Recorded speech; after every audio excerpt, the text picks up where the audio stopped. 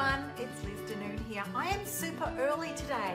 I know it's around lunchtime. I hope I've caught a few more of you having lunch.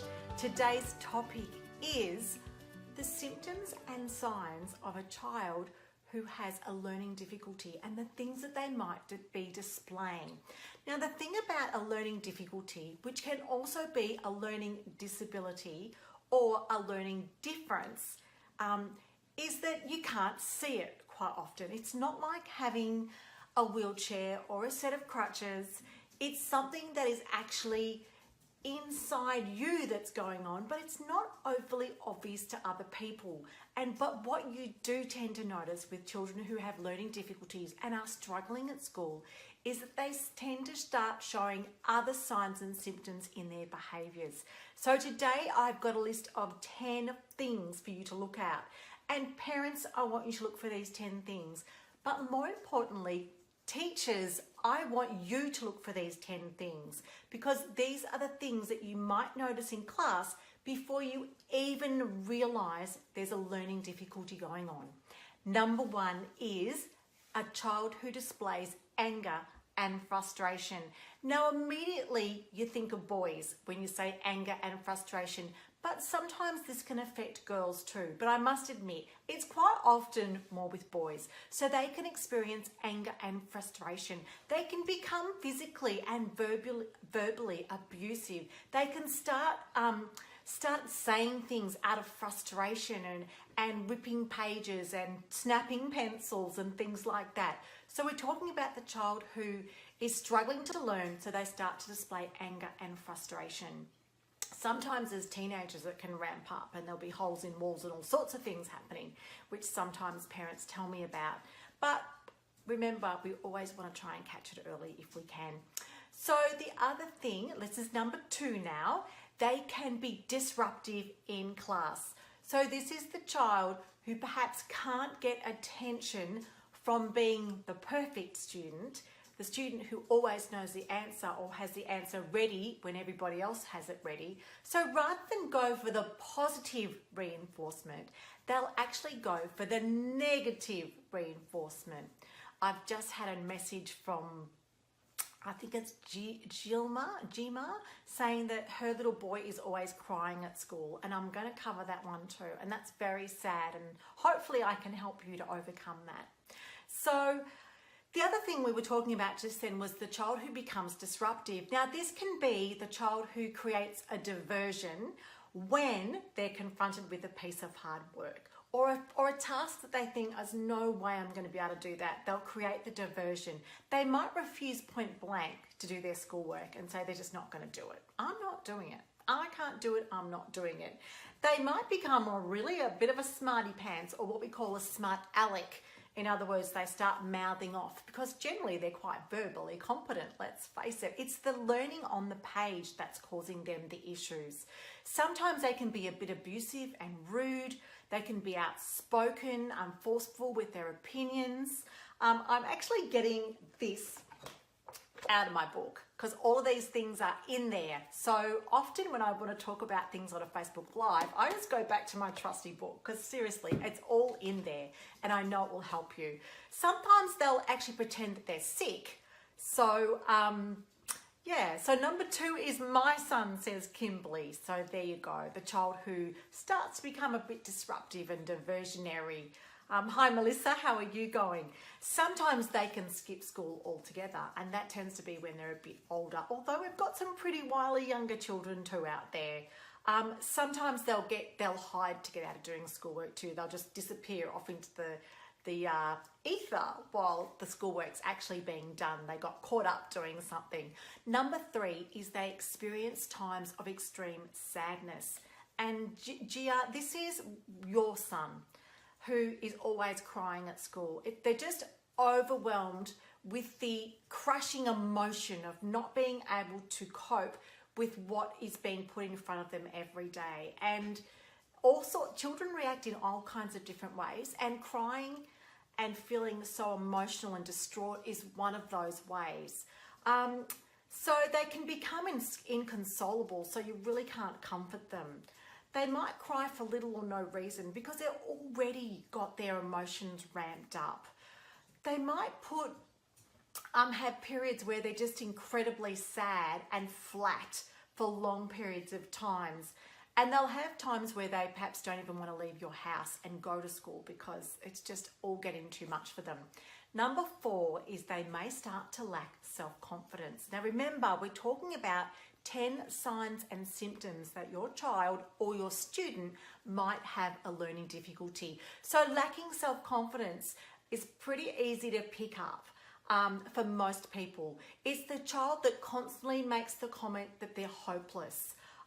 They just can't do it. I can't do this. That's this child. They might refuse to even have a try of something. They might even refuse to try when there's a support system put in place, which we all try and put things in place.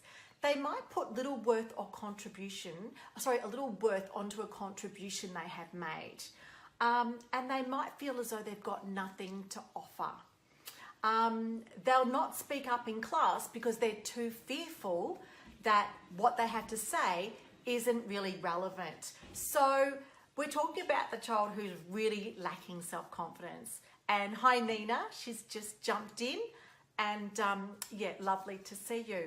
So number 5 is suffers from feeling constantly embarrassed. Now this is quite often children who are a little bit more mature in themselves, and so they might be the 8-year-old who's a fairly mature child, and so capable in other ways, or this could be the teenager who feels constantly embarrassed because they're just not coping. So they might feel exposed when a situation makes people look at them, or they're always fearing for the worst. They might feel inferior to everybody else and feel like they're just not good enough. They might avoid or refuse to be the center of attention. So if they're asked to stand up in class or be a leader, they might just say, no, I can't do it. I'm not standing up in front of people. I don't want to speak. I don't want to be noticed. They can be quite lonely, and sometimes they can refuse to mix socially and to have friends because they just don't feel like they're capable, and they're constantly feeling embarrassed. So this can also be the child who has signs and symptoms of feeling exhausted and drained, and this is my number 6. So the child who comes home from school day after day exhausted. They just want to stop. They might just want to get on a PlayStation or an Xbox. They might just want to flake it on their bed. They might just want to lie down and not talk. They might not want to be speaking anymore. They're completely emotionally drained. They might struggle or refuse to do their homework because they're shattered. They've actually had it. They've tried so hard to keep up, and also to play along with the I'm okay persona at school. When they get home, it all comes unstuck. And that's when quite often as parents, we see the other side of the coin. The child who's been trying so hard all day, being good, trying, they get home and they just let loose on us. And I know I've been a recipient of that over the years, and I'm sure some of you do too. They might go through the motions of being physically present at things, but in actual fact they're not. So if they're doing an after class activity, because they're so mentally fatigued and drained, they might look like they're actually there and cognitive, but they actually might be drifting off. This might be the child, so this is my number 7, who feels bullied by life in general. They might feel bullied by teachers, and they might feel bullied by other students. Now, they may or may not be being bullied, but they feel as though they are. So this is the child who feels as though the whole world is against them. They comment constantly that they hate school. They don't want to go. It's horrible. They have difficulty fitting in and finding friends. They sometimes make comments that they've had enough and that they want their life to end. This is the child we really have to watch. They can be verbally bullied by teachers and physically and emotionally verbally bullied by the other students who have no understanding of what their life challenges are every day. And let's face it, there are some fantastic teachers out there, but we all know that there's some teachers who aren't quite as tuned in when it comes to addressing the needs of kids with learning difficulties. Sometimes this child, to cope from being bullied, actually becomes the bully, and then actually it's a role reversal. 1 minute they were being bullied, and to compensate, they become the bully. So let's go on to my number, I think this is my number 8 or 9. I think it's my number 9. I'm not sure, I've lost track. So I'm actually reading a page off my computer screen here, or bits of my page. And this is the child who experiences anxiety and panic attacks. Now, if you've ever had a real panic attack, it is not nice. Basically, the world drops away from underneath you. Everything goes black. You see stars. You literally have like a little mini breakdown on the spot. That's really what a panic attack is. It's not a moment of anxiety for those people who've never had one. It's much bigger than that. And I can tell you, because I've actually had a few of those in my lifetime. So we're talking about the full-on anxiety that's constantly riding along all day. But then that anxiety can just become it becomes a catalyst, and one little thing can tip them over. This can be the child who's nervous to the point of being unable to think. I spoke to a student once, and he said he would walk into an exam and he couldn't actually write his name on his exam paper. He could not even focus on what his name was. This boy's name was Christopher, and I remember him telling me he wished his mum and dad had called him Tom, because every time he got into an exam, he seriously could not write his name. He was so anxious. His whole thought processes just went out the window. So these are children for whom exams don't work particularly well. Hi there, Benny. Nice to see you, and Shelley as well. So even when they're capable of a task, and you know they are, this child's anxiety levels might be so high that they never actually are able to perform that particular task. I know I loved dancing when I was younger, and I remember sometimes I would get on stage and I would have such an anxiety attack because my working memory isn't that fantastic, and I would actually forget the steps sometimes, and jeepers, it used to be hard. So Catherine's saying that she lives this every day. Well, Catherine, I hope I'm giving you some tips through these Facebook Lives to help you. Know, A, you're not alone, and B, know that there are some solutions to actually getting on top of some of your learning difficulties. And if you've got a question, Catherine, please ask me, because I will do my best to help you. This is the child who might bite their nails, grind their teeth, pull their hair out, suck on clothing, and cause themselves physical harm. Okay, so keep an eye out for what might be causing those symptoms. It can sometimes be the fact that learning at school is just incredibly hard. Yes, Catherine, there are definitely others out there who can relate to this topic. Believe me, anxiety is huge, not just from learning difficulties, but from all sorts of things as well. So the next step on from anxiety, of course, is the 10th one on my list, which is experiences depression. Now, depression is not just a severe case of the blues. Depression is not just having an off day where you want to stay home and don't talk to anybody. Depression is an ongoing state. Now, let me read to you what I was told depression was. Clinical depression is more than just feeling sad or having the blues. It's more a sense of helplessness and hopelessness over a prolonged period of time. The ramifications of depressions can be serious and ongoing. Children who struggle with dyslexia and learning difficulties are thought to be in the high risk category of children who get depression. So this is not something you should try and treat by yourself. There are definitely some strategies you can get from specialists to help you. And there might be some specialist assessment or some specialist support that you need to seek. And with this kind of thing, sooner is always better.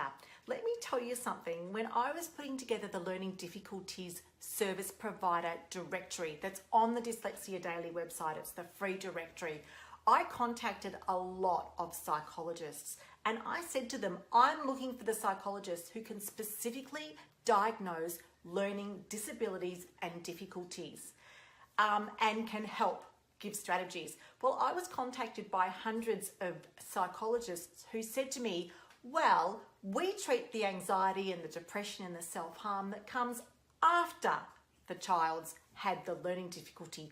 Quite often when we delve down and we find out the cause of the anxiety and the depression and the self-harm, it's the learning difficulty that started it from the beginning. So I was really amazed at that. That really told me how big this program is. Catherine's saying that there is no standardized test for dyslexia, but there is, Catherine. And that is a question I can answer for you on another Facebook Live. And yes, it does take years for some people to be diagnosed because it depends on the support structures you have around you. Catherine's saying it was a big waste of her time. And yeah, I can really feel your pain, Catherine, because it takes way too long, doesn't it? We should be screening in school. So Shelley's saying that her son cries himself to sleep every night because he doesn't want to go to school. And that is just horrible. So look, I think I can feel a trend here. People want some strategies to help their children with anxiety. And so let me cover that in some Facebook Lives coming up, because that is something that I've done a lot of research on, because you know I've got 3 children who all struggle with learning difficulties and dyslexia, and they were all so different and they all had different needs, and we still have our good days and our bad days. So Melanie, lovely to see you. I hope I've given you some things to look out for, parents and teachers.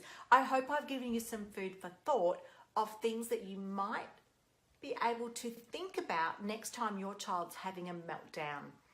Renee's saying her 9-year-old has massive anxiety. Yes, there is enormous amounts of anxiety out there in our children today. And wouldn't I just love to wave my magic wand and go it all the way? Make it all go away. Catherine's saying her IEP year-to-year strategy helped. Well, that's very good to hear, Catherine. Those IEPs are in place for a reason.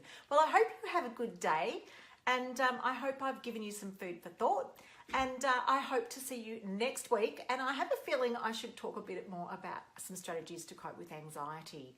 So if you would like some more information on that, feel free to let me know at the bottom of this Facebook Live. Leave a post or a comment. Let me know what your specific needs are, and I will do my darndest to help you. One more thing I need to tell you. The program, the 10-Minute Tutor, is open until tonight when it closes again. So if you're looking for a solution for your child, go to www.the10minutetutor.com, have a look there, see if it's something that might assist you or help your child.